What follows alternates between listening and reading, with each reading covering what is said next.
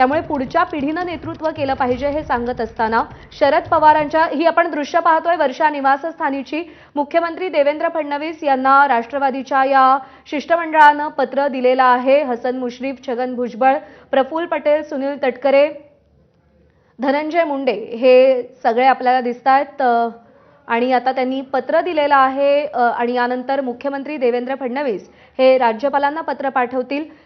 सुनेत्रा पवार यांची विधिमंडळ गटनेतेपदी निवड झालेली आहे।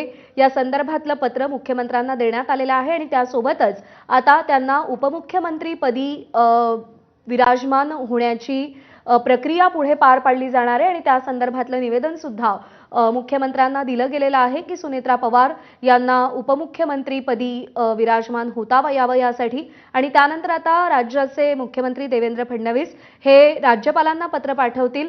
अतिरिक्त कार्यभार असलेले आचार्य देवव्रत हे राज्याचे विद्यमान राज्यपाल आहेत आणि त्यांच्या उपस्थितीमध्ये त्यांच्या अध्यक्षतेखाली शपथविधीचा सोहळा पार पडेल आणि सुनेत्रा पवार या उपमुख्यमंत्री पदाची शपथ घेतील।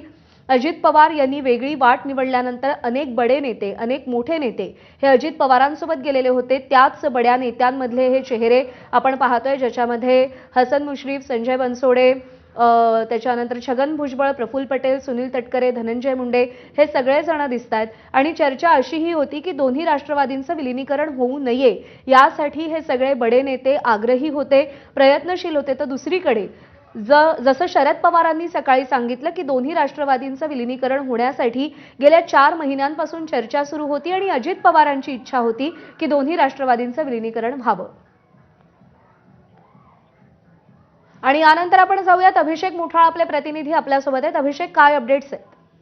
मुख्यमंत्री देवेंद्र फडणवीस यांना राष्ट्रवादी काँग्रेसच्या निवडक नेत्यांकडून पत्र देण्यात आलेलं आहे आणि एकूणच सुनेत्रा पवार यांची निवड ही गटनेतेपदी झालेली आहे। या संदर्भातली माहिती देखील मुख्यमंत्र्यांना देण्यात आलेली आहे।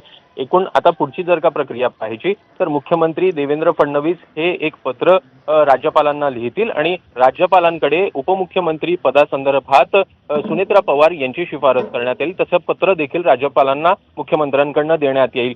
मुख्यमंत्र्यांच्या निवासस्थानावरून हे पत्र पाठवण्यात येईल आणि त्यानंतर राज्यपालांकडून आमंत्रण देण्यात येईल आणि ही सगळी प्रक्रिया पुढील काही तासात आपल्याला होताना दिसेल। सुनेत्रा पवार उपमुख्यमंत्री पदाची शपथ आपल्याला 5 वाजता घेताना दिसतील आणि ही सगळी प्रक्रिया पार पडल्यानंतर सुनेत्रा पवार यांना संध्याकाळी कोणतं खातं दिलं जात आहे हे बघणं महत्त्वाचं असेल। बरोबर आहे। आता सुनेत्रा पवार यांच्याकडे कोणत्या खात्याची जबाबदारी येते उपमुख्यमंत्री पदासोबत हे पाहावं लागेल। अभिषेक, आपण पाहतोय की सुनेत्रा पवार आता राज्याच्या राजकारणामध्ये सक्रिय होत आहेत, त्यांना मंत्रिपदाची जबाबदारी देखील दिली जाणार आहे आणि हे सगळ्या संविधानिक प्रक्रियेमध्ये सुद्धा त्या सक्रिय होत आहेत। कशा पद्धतीनं आता सुनेत्रा पवार यांचा पुढचा राजकीय प्रवास आपल्याला पाहायला मिळेल? आता जर का पाहायचं तर विधिमंडळाच्या गटनेतेपदी सुनेत्रा पवार यांची निवड झालेली आहे आणि त्यानंतर एकूणच जे सगळे अधिकार आहेत त्या संदर्भातले पक्षाचे अधिकार असेल किंवा मग विधिमंडळ पक्षाचे अधिकार असतील ते सगळे आपल्याला सुनेत्रा पवार यांना देण्यात आल्याचं दिसतं आहे। एकूणच सध्याची जर का प्रक्रिया पाहायची तर उपमुख्यमंत्री पदाची शपथ घेतल्यानंतर एकूणच जे खातेवाटप आहेत ती प्रक्रिया देखील आपल्याला पार पडताना दिसेल आणि पुढील जर का प्रक्रिया पाहायची तर राष्ट्रीय अध्यक्षांसंदर्भात देखील आपल्याला नाव जे आहे ते समोर येताना दिसत आहे आणि त्या संदर्भातली प्रक्रिया देखील आपल्याला पार पडताना पाहायला मिळेल। एकूण प्रामुख्यानं यामध्ये जर का पाहायचं तर जी विलिनीकरणासंदर्भात चर्चा आपल्याला होताना दिसते आहे ही सगळी प्रक्रिया पार पडल्यानंतर विलिनीकरणासंदर्भातल्या चर्चा आपल्याला सुनेत्रा पवार ह्या राष्ट्रवादी काँग्रेस शरद पवार गटासोबत करताना दिसतील। एकूणच या अगोदर जर का पाहायचं तर प्रकर्षानं विलिनीकरण व्हावं अशा प्रकारची मागणी हे राष्ट्रवादी काँग्रेस शरद पवार पक्षाकडनं आपल्याला होताना पाहायला मिळते आहे आणि त्या संदर्भातली चर्चा ही होत असतानाच पक्ष आधी आणि त्यानंतर विलिनीकरणाच्या चर्चा अशा प्रकारे प्रक्रिया ही सुनेत्रा पवार किंवा मग पवार कुटुंबाकडनं आपल्याला होताना दिसत आहे। तर त्याच प्रकारची ही वाटचाल आपल्याला आता राजकीय दृष्ट्या देखील होताना दिसेल।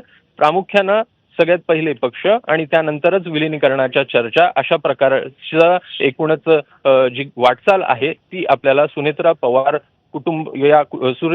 यांच्या कुटुंबियाकडनं होताना दिसणार आहे।